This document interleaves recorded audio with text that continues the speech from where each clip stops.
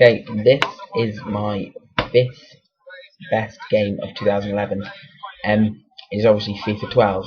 I know a lot of people dislike the the sort of EA yearly sports franchises, but I am a huge football fan and I love FIFA. And this year, it's just a brilliant entry in the series. I really had a serious hard dilemma. The hardest spot I've had to place on this list has actually been number 5 as well. I really could not decide between this and Rage. But at the end I just went for the game which I put the most time into and enjoyed playing the most, and I'm still playing right now, because Rage, while is a brilliant game, I just I just cannot stop playing this game. It's just so brilliant. I'm playing the match actually which happened today, which is Man U Blackburn. Blackburn actually beat Man U today. Um, Actually, no, I think it was yesterday. Sorry, 3-2. So I'm replaying that game. But that's just a little side note. The game completely overhauls the defending, which was always a bit broken, and is now great. How well it works. It now takes a lot of skill to actually play defend well and win the ball back. Um, to be honest, for me, just the team being updated and the graphics being slightly better and there being new animations is enough to warrant a purchase, because the game every year is just so brilliant, and there's a reason that this is winning most, best sports game of the year, and is like people saying it's the best football game ever made, because it really is just incredible. It's so great. I mean, it just really is. I think it is probably the best entry in the FIFA series so far. I mean, I didn't think that of last year. Actually, I actually preferred FIFA 10 to FIFA 11, but in this one, the career mode is generally better. My only real problem with the career mode is the transferring is a bit strange, as I bought 3 players at my club, and all of them have said they were unsettled at the club and wanted to move. I've only bought 3 players, so I think that seems to be happening too much. Maybe that's just unfortunate, but to me the transferring seems a bit broken, or maybe I've encountered a glitch, because at the minute I can't seem to buy a player without wanting to move. And yes, it is.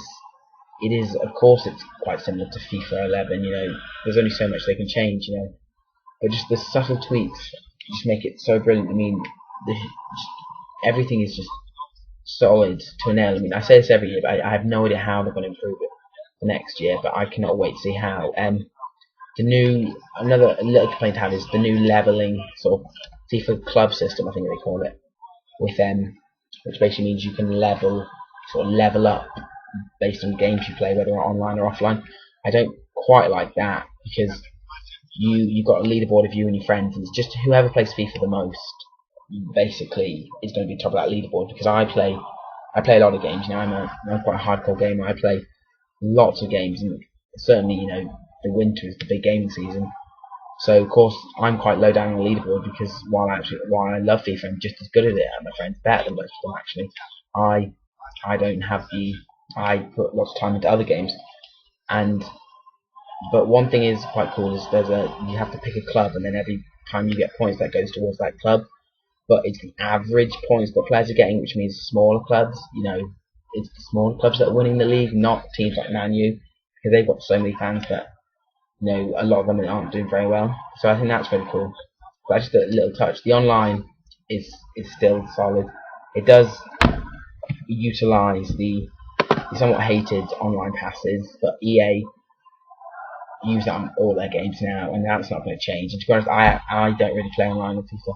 For me, FIFA is a single player or local online games when your mates come around and you challenge them to a match of FIFA, because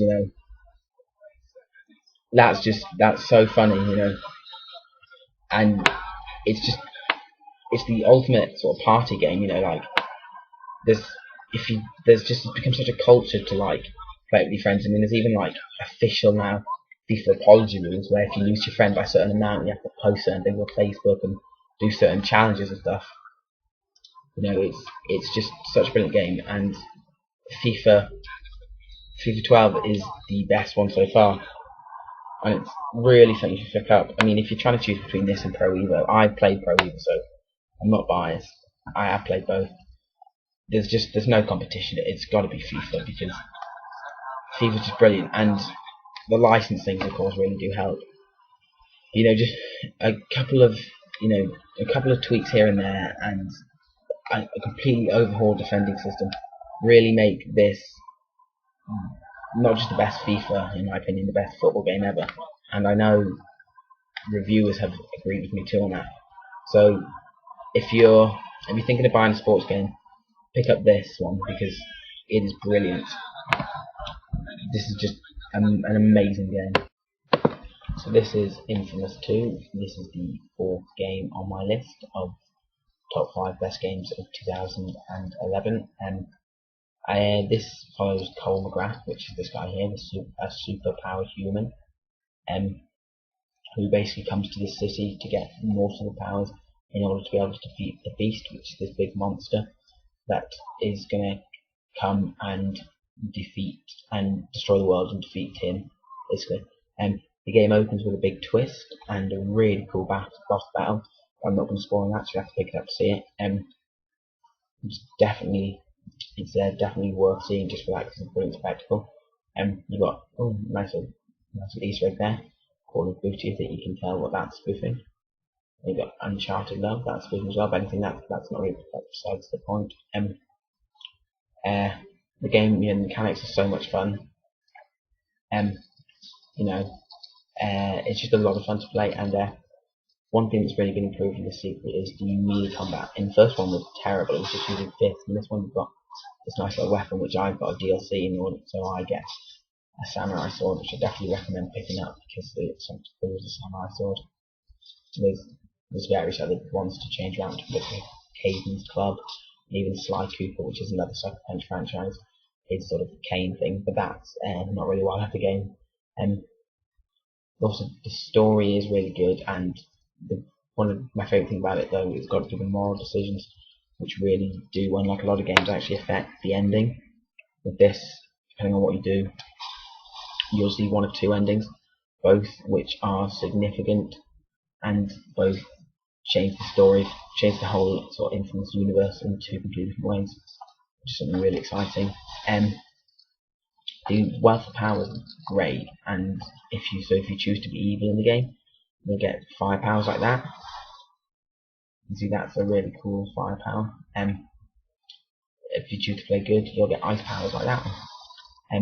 The reason I have both is because once you complete the game twice, you get a character who has both. So this is my evil playthrough, just let you know. That's why his shirt's red. If you play good, you get a white shirt.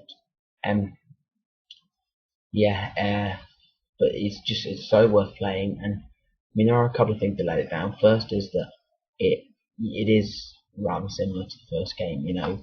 It looks a lot better, and there are new powers. But aside from that, you're not seeing too much that's different. But if you like the first one, then you'll still love this one. And I definitely recommend, just so anyone knows, if you haven't played the first one, just pick up the second one. There's a little catch at the start, and you don't really need to play the first one to understand this one. There's also a demo on the PSN store, so I definitely recommend checking that out if you're on the fence. And it's also let down by the fact that once you've completed the game, kind of nothing to do, because I had to beat the game here, and there's not even any enemies around this town really. There's a few, that might be some down there actually doing Formula mugging. There we go. There's some enemies there, mugging someone. But there's very few enemies around, and there's not really much to do outside of the main quest. But I definitely recommend picking it up, because it is such a fun game, and the story is really gripping. In fact, this is except for Uncharted, this is the only game I've played the story more than once. So that really says something, because I really don't like playing the stories more than once. I think once you've done the quest, you've done it, and I don't really ever feel the need to be playing. This one I want to play again just to see the multiple endings, and because I enjoyed the quest so much. So Infamous 2, it's a brilliant game. It's really one of the only games I picked up in the first half of the year. Actually, I thought this year the games that came out sort of January to June were quite weak actually, and this one came out June, and I really would recommend picking this one up. It's definitely one of the best games of 2011. Yeah, so definitely do pick it up. Okay, so this is Batman Arkham City, my third favourite game of 2012. Choosing my top three was incredibly hard, which is something I didn't expect, but I'll talk about that in another video because I don't give any spoilers for the next two games coming up. I was, this game is so unlucky, not to get number two or maybe even number one because it is just so brilliant. And when I played this in October, I remember just thinking, I'll be surprised if any other game can beat this. The story in it takes off from where Arkham City left off. Story is just brilliant, it's incredible, like keeps you gripped all the way through it. There's so many cool villains in it. Like, I know nothing about Batman. I'm not a Batman fan. I've only watched the Christopher Nolan films and one of the ones with Arnold Schwarzenegger in it. They're the only Batman films I've watched. I've never read the comic, and I got so engrossed in this world and various villains, and I love the character biopsies to be able to read about other villains. I mean, I got so sucked into the Batman world through playing this game, and I actually love the character now. And I'm tempted to go read some of the comics, to be honest, because of this game. I mean, it's just so incredible. I know I've just gone quite vaguely about the story, but basically I don't want to give anything away. I mean, I don't even want to tell you the basic plot, because if I do, I think I'll ruin something. The opening of the game is such a big twist in itself that I don't want to ruin it, because the surprises this game throws at you is just amazing. You just don't accept anything this game throws at you, and I think that's one of the reasons I loved it so much. So I really do not want to ruin it, so sorry I'm talking a bit vague and not really telling anything about the story, because just learn it for yourself. And the mechanics are solid as ever. My only complaint is that I always feel like Batman feels a bit like a tank, and it's quite hard to move around, but that's probably the way it's meant to feel.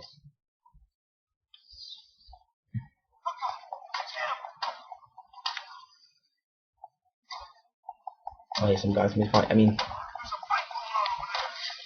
the combat is brilliant as well.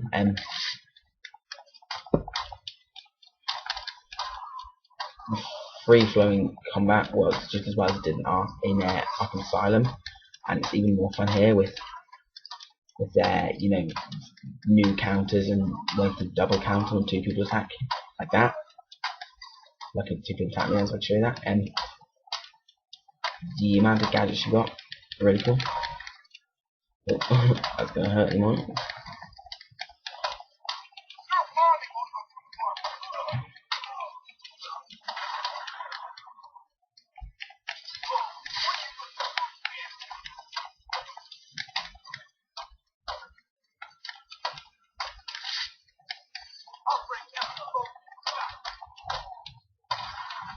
So yeah, sorry I wasn't talking. I was focusing on the game, so you get so sucked in. But the voice acting I'm talking about, in fact, is incredible. You got, I can't remember who voices Batman. I'm not even saying I think it is, because I think I'm pretty sure it's wrong. But he's brilliant. There's a better job than Christopher Bale's doing in the current films. It was funny because I really liked him, but now I'm much more loved doing it. This guy, Mark Hamill as the Joker is incredible. Like, he does that so amazing. Like, it's just incredible how good he is. Like, he's just creepy, sort of spooky. Like, I cannot. The guy that does Mr. Freeze I thought was great as well. Nolan North as the Penguin. I remember when I heard that, I was like, ugh. Because what, he's going to be Drake? But no, he's incredible. He sounds so sort of British, and he does it so well that I was just amazed. And I'm running out of time.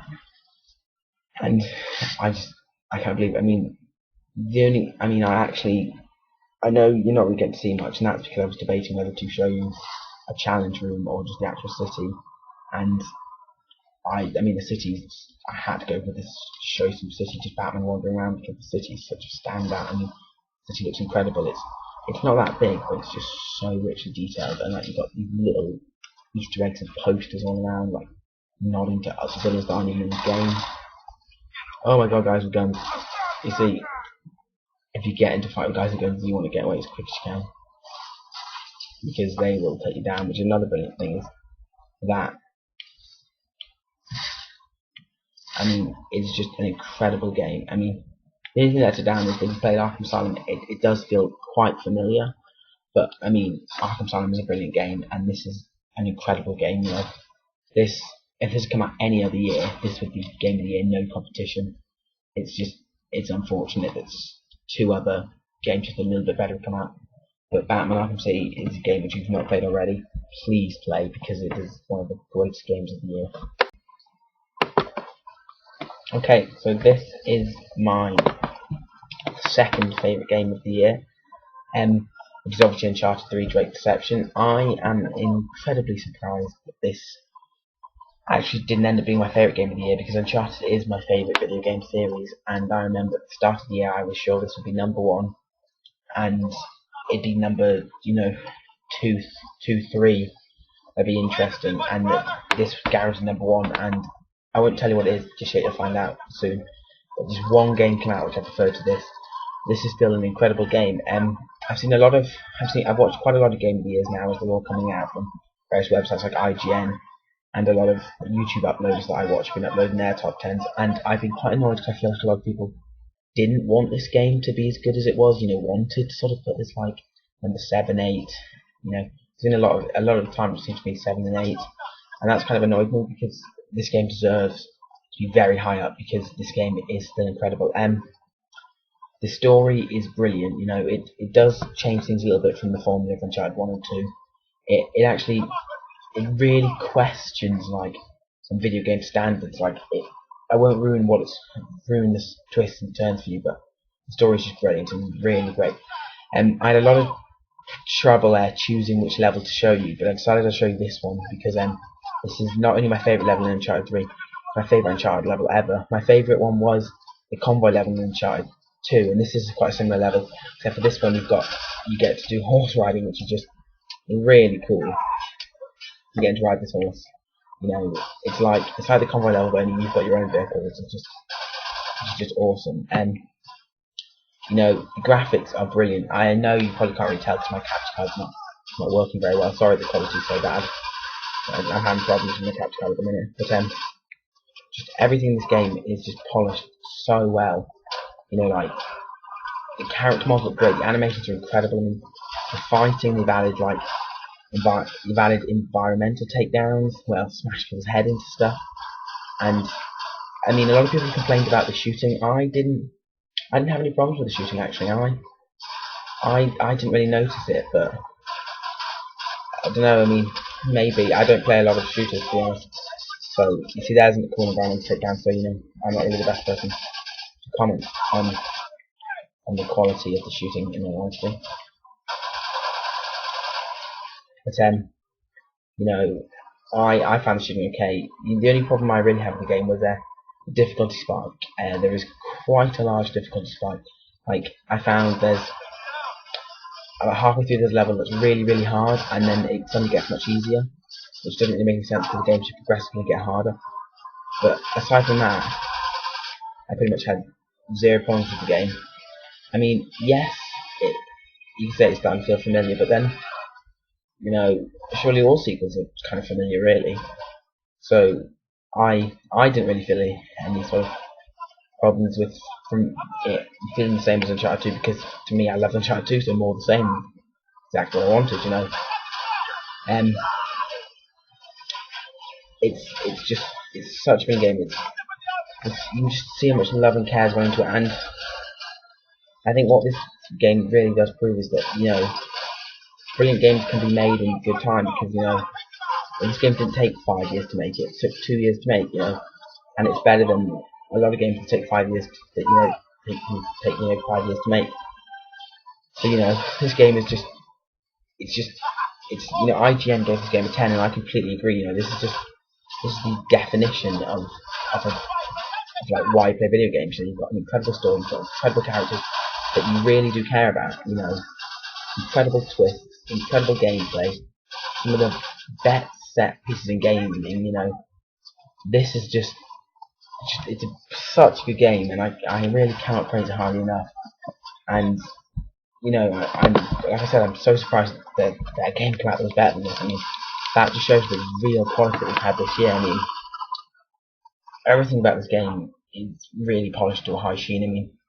I mean, the climbing is just as solid as ever. I mean, some people say it feels too automated, but I never really feel that. I always feel that you get just you can die if you don't think you do things right. So I think I've never had any problem with the climbing.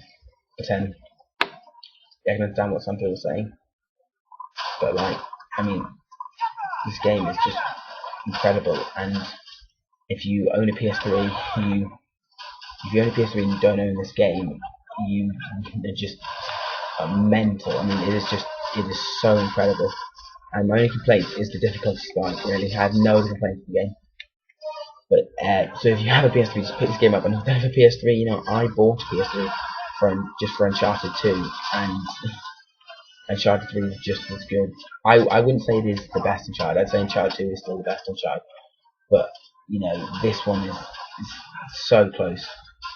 So yeah, so just pick up this game if you have a PS3. Yeah, so it's just such an incredible game. Okay, so this is my favourite game of 2011 and what I think is unequivocally the best game. It is of course The Elder Scrolls V Skyrim. I'm sure a lot of people there are like, oh, what an obvious choice, but actually I hated Oblivion.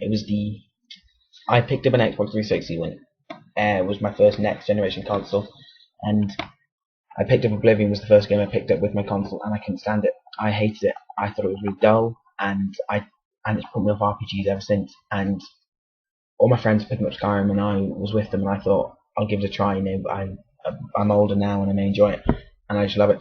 So while it may seem like an obvious choice for me, it was certainly not a game I thought would end up being my favourite game of the year. It's just the story's so incredible. I didn't have much time to play it. I've only really had time to play it in the last sort of 2 weeks, and in that time I've put 25 hours into it in 2 weeks, which I know obviously for a lot of people that's not that much, but for me that is, you know. I completed the main story quest of defeating the dragons, and I completed the Civil War quest. I took the Imperial Legion side and defeated the Stormcloaks, as I didn't like the Stormcloaks. I just never really liked them. And I've literally just now started to do loads of side missions and stuff, and I know I'm going to put a good 100 to 150 hours in this because it is so incredible. It is just the game that needs to be experienced. You know, it is just amazing.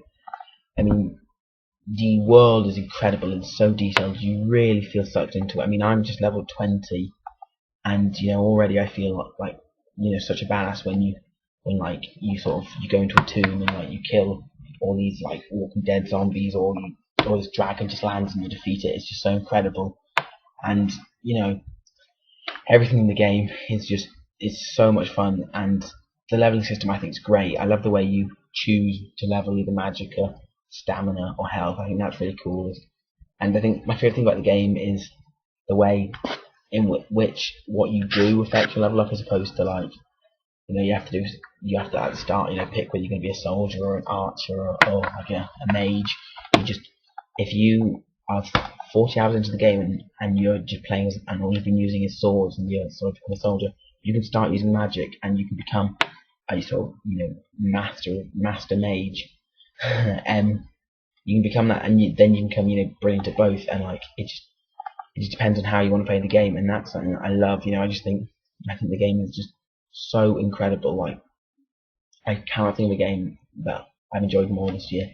And I remember at the start of the year when I looked at what was coming out this year, and I thought about doing this video, I knew I was just sure Uncharted would be, you know, my number one game, because, you know, I love the Uncharted series, and I honestly didn't even plan on picking this game up, but I did, and I'm so glad I did, because just everything about the game is just incredible. You know, there's nothing not to enjoy. You know, like you feel like you actually feel like you're in a proper world. Like the side quests aren't just like lame, you know, go here, fetch this.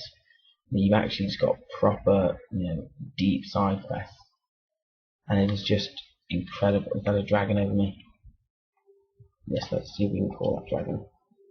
So I can show you a dragon fight. I mean, the dragons, which were a big which was basically what they were talking about before the game came out. The dragon battles are incredible.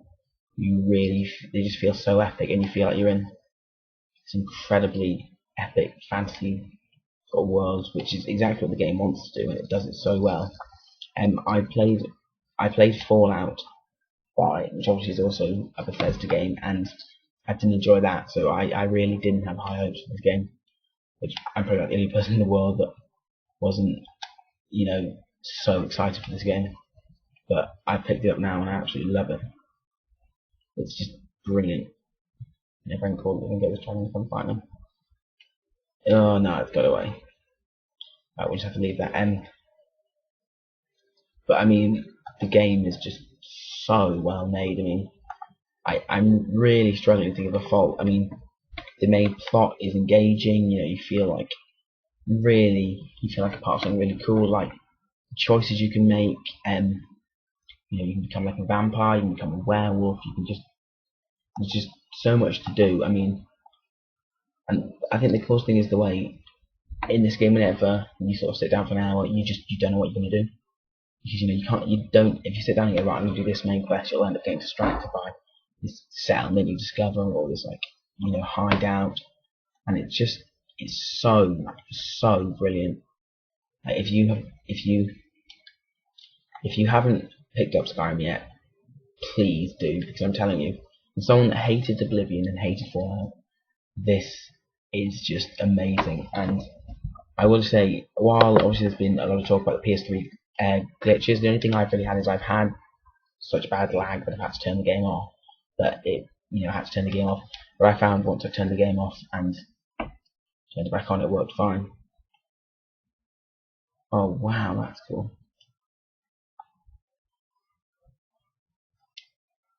Oh, he's trying to run. Let's see if you get anything on him. No, nothing I need. And just the way you can be this sort of evil guy that just sneaks around the forest killing everyone, or you can be this hero that saves everyone. It's incredible, the choices the game lets you make. I mean, it is the game of the year. Can be no debate in my opinion. No game comes close to Skyrim, and that is the truth. I know a lot of people will moan and say, oh, you're just picking the obvious choice, but there's a reason it's the obvious choice, and that is because it is the best game of the year.